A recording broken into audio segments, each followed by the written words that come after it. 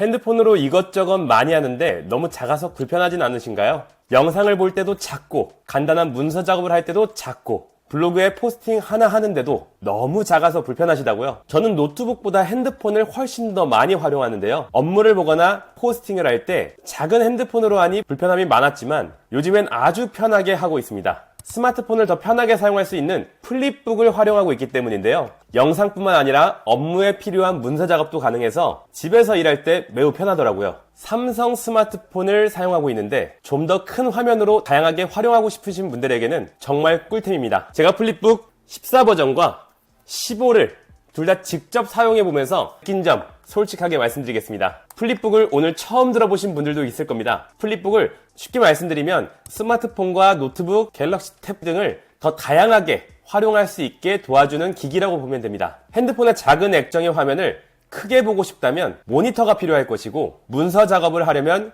키보드와 마우스가 필요하죠. 태블릿으로 사용한다면 화면이 터치가 돼야 됩니다. 그 모든 걸 하나로 묶어준 기기가 바로 플립북입니다. 딱 보면 노트북 같이 생겼지만 이 안에는 CPU, 램 뭐 아무것도 없어요. 내 핸드폰이 컴퓨터 본체라면 이 플립북이 키보드, 마우스, 터치까지 역할을 다 한다고 표현하면 좀 쉽게 이해되실 겁니다. 특히 삼성 스마트폰, 갤럭시 탭을 쓰고 계신 분들 집중해주세요. 방금 삼성 스마트폰과 갤럭시 탭이라고 말씀드렸는데 안드로이드 폰이면 다 되는 거 아닌가 하는 분들도 많이 계시더라고요. 플립북은 삼성 덱스 기능이 있는 기종이어야 이 플립북을 완벽하게 활용 가능하다는 부분 참고하시길 바랍니다. 예를 들어 한 가지 말씀드리면 기존 Z 플립에는 덱스 기능이 없습니다. 그래서 활용을 전부 다 하지 못하는 부분이 있었습니다. 사용이 아예 안 된다는 아니고요. 활용도가 좀 낮아진다고 보시면 됩니다. 내가 갖고 있는 기기가 플립북과 호환이 되는 모델이 맞는지 확인하고 구매하셔야 합니다.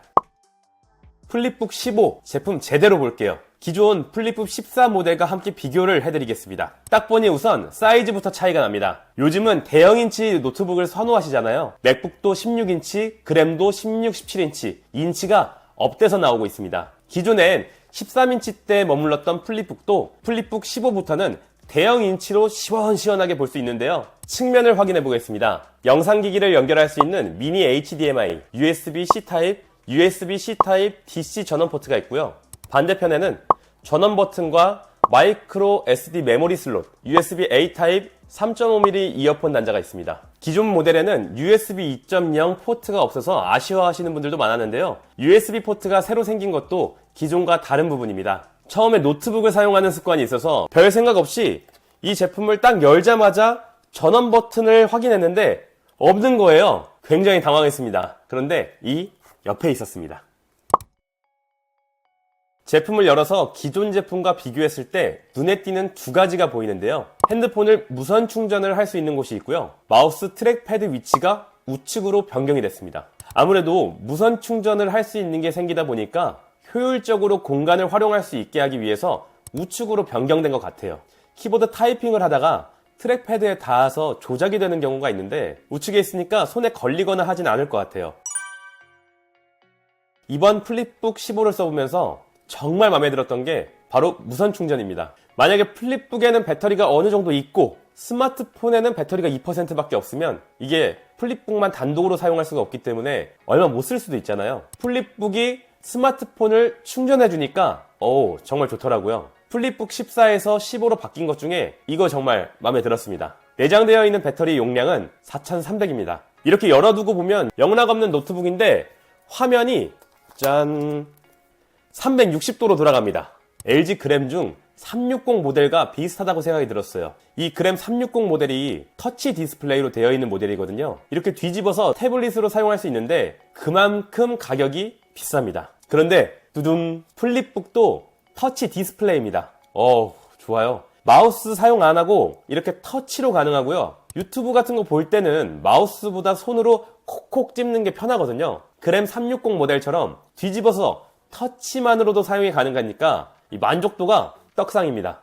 혹시 뒤집어졌을 때 버튼이 눌리는 건 아니냐고요? 360도 회전 시 키보드는 안 눌립니다. 별도 거치대 필요 없이 이렇게 세모 모양으로 세울 수도 있으니까 영상 보기도 좋습니다. 노트북으로 인강을 보면서 필기를 하면 키보드 때문에 공간이 부족할 수 있거든요. 플립북으로 뒤집어서 세워두면 공간 차지도 덜하니까 책상이 훨씬 넓어집니다. 아우, 아주 나이스하죠. 플립북은 모니터, 마우스, 키보드, 터치패드를 하나로 만든 건데요. 이렇게 스마트폰과 연결하는 모델들은 대부분 유선인데 반해 플립북은 플립북 14부터 무선을 지원하기 때문에 선을 연결할 필요가 없습니다.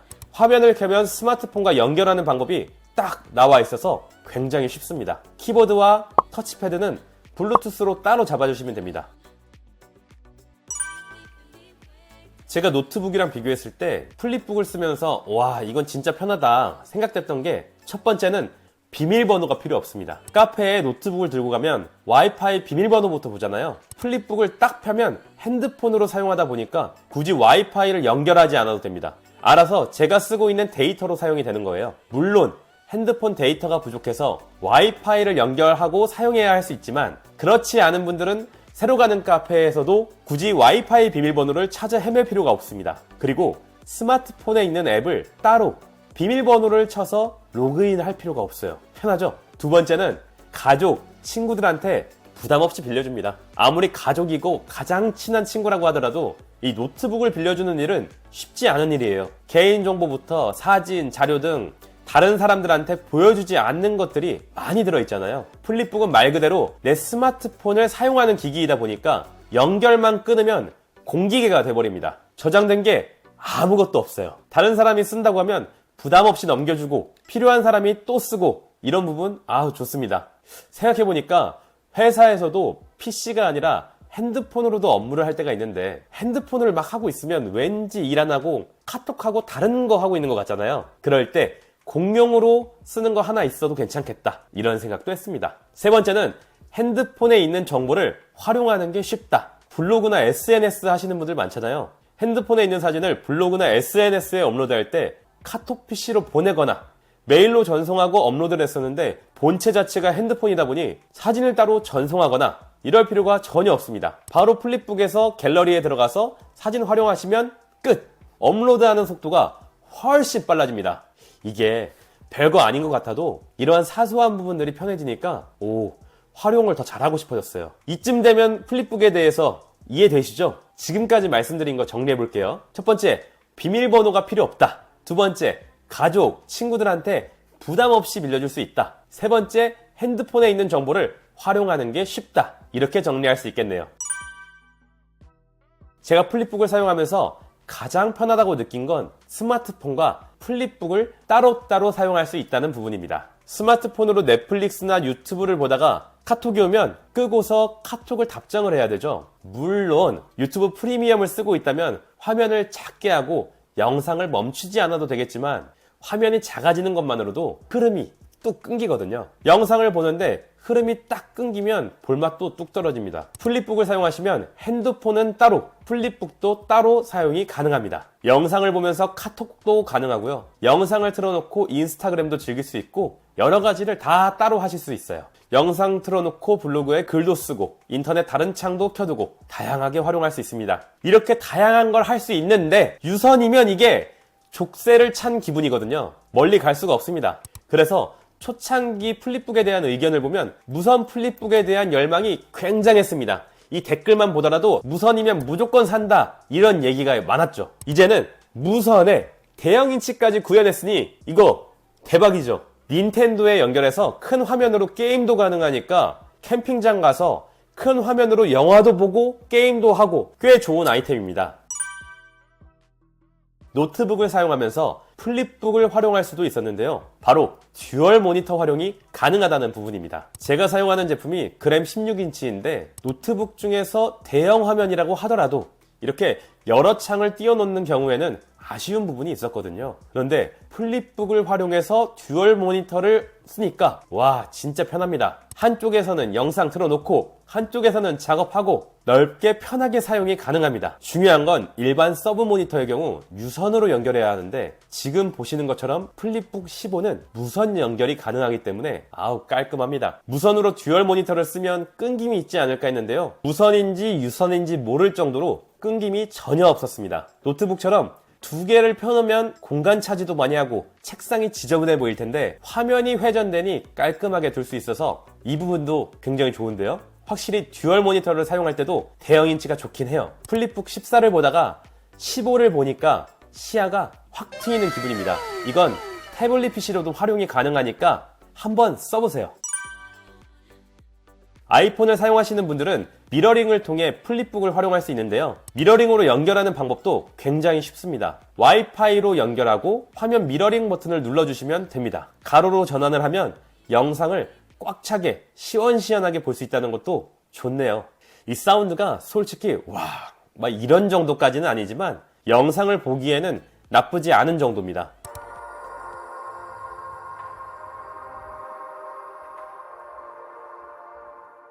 플립북 14는 사운드가 조금 작았는데 플립북 15는 그것보다는 조금 더 큽니다. 플립북 15를 통해 다양한 활용이 가능하다는 부분 말씀드렸습니다. 플립북 15 하나로 활용할 수 있는 게 많기 때문에 여기서 저기서 막 활용하면 참 좋겠다라는 생각을 하게 되는데요. 이걸 직접 써보니까 여기저기 막 들고 다니는 것보다는 사무실이나 집에서 두고 사용하시는 게 훨씬 더 효율적이라는 생각이 들었습니다. 아무래도 인치가 커지고 터치 디스플레이를 사용하다 보니까 무게감은 조금 있었습니다. 그래서 두고 사용하시는 걸 추천드립니다. 오늘은 15.6인치로 시원하게 커지고 무선 충전으로 더 효율성이 좋아진 플립북 15에 대해 말씀드렸습니다. 플립북을 통해 스마트폰을 노트북처럼 편리하게 사용할 수도 있고요. 듀얼 모니터로 넓게 사용하고 태블릿으로 똑똑하게 사용할 수도 있었습니다. 플립북 15가 용도에 맞게 활용만 잘하시면 정말 좋은 아이템이라는 생각이 들었습니다. 오늘 영상은 여기까지고요. 제품을 알아보시는데 영상이 도움되셨으면 좋겠습니다. 고맙습니다.